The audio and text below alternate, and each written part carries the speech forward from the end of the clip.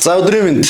За одоо бүгдээрээ та бүхэндээ маш нэг сонирхолтой бас нэг жорыг танилцуулах чинь. Тэр нь юу гэхээр дахиуратан соусаараа бүгдээ дахианы махтай стю хийцгээе. За дахианы махтай стюг хэрхэн хийх вэ гэхээр ерөөдөө бол над нэг 500 орчим грамм дахианы гойны цулмах. За мөн дээрээс нь за жууцаа. За сонгон, сармис, за төмс луун. За баг зэргийн хоёр төрлийн чинжүү хэрэг болно. Дээрээс нь шинцаа. За энэ хүн ногоонуудаар гой ногоон өнгөтэй мөн дээрээс нь яг тэр ногоонуудын үндсэн амтан дахианы махтай шингэцүүц тийм гоё хоол хийцгээе. За хайрлын тоогоо би авд халааж байгаа. За махны хувьд стю учраас баг зэргийн жоохон тийм том байвал их зүгээр байдаг.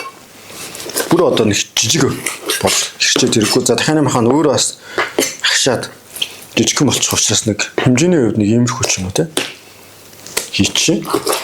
За ингээд хамгийн түрүүлээд дахианы хамх шараад өгнө.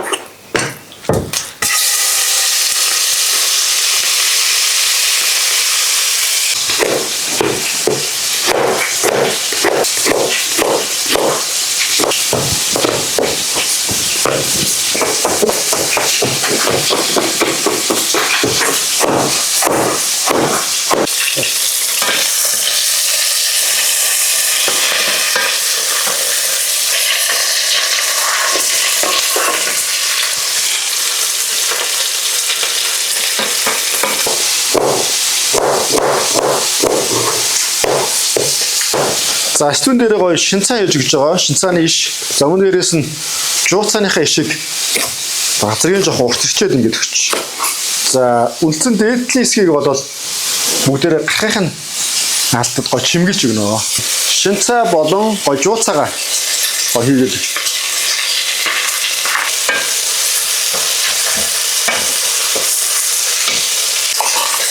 За баг зэргийн амтгаагаар давс хийгээд өгье. За одоонээс утгаад өгнө. За дахианы мах маань яг гоё ингээд хайрс тогтоод гоё криспи гоё тийм бор шаргал өнгөтэй болж ирж байна. За одоо үлдсэн ногоонуудын маань гоё амтан дахианы махандаа шингэцсэн учраас одоо бүгдээрээ гоё сүмсэлцгээе. Дахиуратаныхаа соусыг хийцгээе.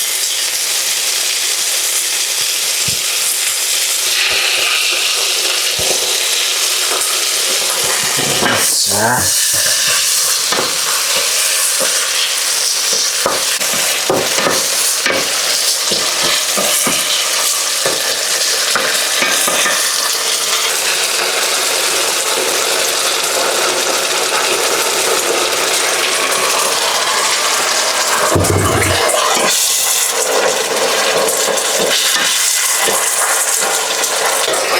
За дахиуратан соусаа хийцэн. Дээрээс нь баг зэргийн ус хийгээд нэг 15 минут орчим буслахчаад ерөөдөө бол дахианы махан болчих. Тэгээд гоё бэлэн болчих гэсэн.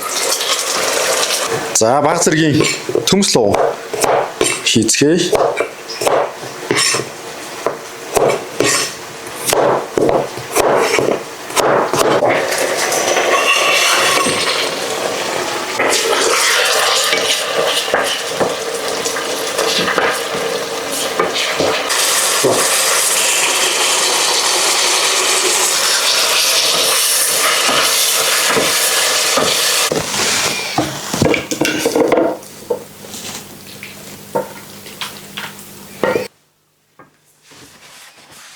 За өнөөдрийн хувьд дахиуратан соусаараа амталсан дахианы махтай стю хийлээ.